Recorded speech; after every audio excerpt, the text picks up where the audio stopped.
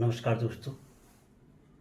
मैंने 1000 IPS officers and IAS officers को training दिया, लेकिन एक घटना ने मुझे अंदर से पूरी तरह हिला दिया। तो जुड़िए हमारे साथ वे ऑफ लाइफ पृथ्वी में। दोस्तों, मैंने हजारों आईपीएस अधिकारियों, देश के एलीट कमांडोज और जवानों को प्रशिक्षित किया।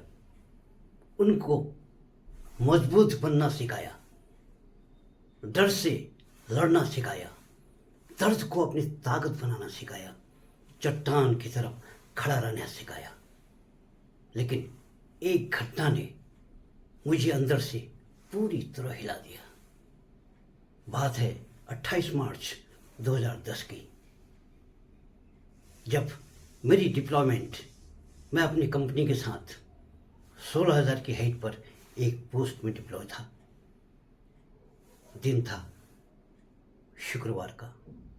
3 दिन की लॉन्ग पेट्रोलिंग के बाद जब हम वापस अपने कैंप में आए तो थके हुए थे।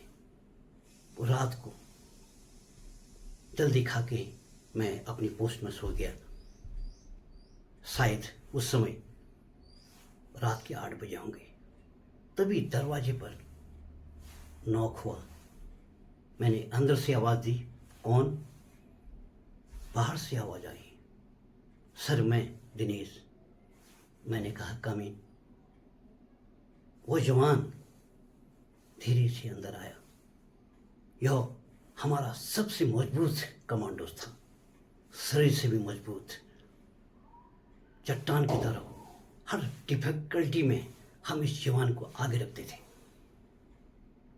वो मेरे पास में आया और धीमी आवाज में बोला। उसके आंखों में आंसू थे, आंखें लाल थी। वो हल्की आवाज में पास में आके बोला, सर मैं बाहर से लोगों के सामने मजबूत दिखता हूं, लेकिन अंदर से टूट चुका हूं। मैं रात को सो नहीं पाता। अपने मन की उलझनों में मैं बहुत परेशान हूं। उसकी बात सुनकर मैं दंग रह गया। इतना मजबूत जवान कैसे अंदर से टूट सकता है?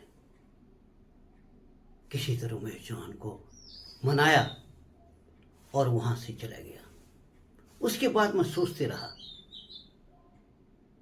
कि जवान हमारा इतना मजबूत कमांडो, शरीर से जो इतना मजबूत, आज अंदर से टूटा हुआ नजर आ रहा है।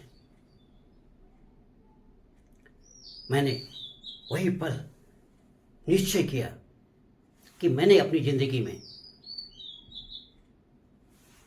जो प्रशिक्षित अपने जवानों को मजबूत बनाने में, उनके शरीर को मजबूत बनाने में मैंने जो ट्रेनिंग दिया, जो समय निकाला, जो उनको समय दिया, लेकिन अब इसके साथ ही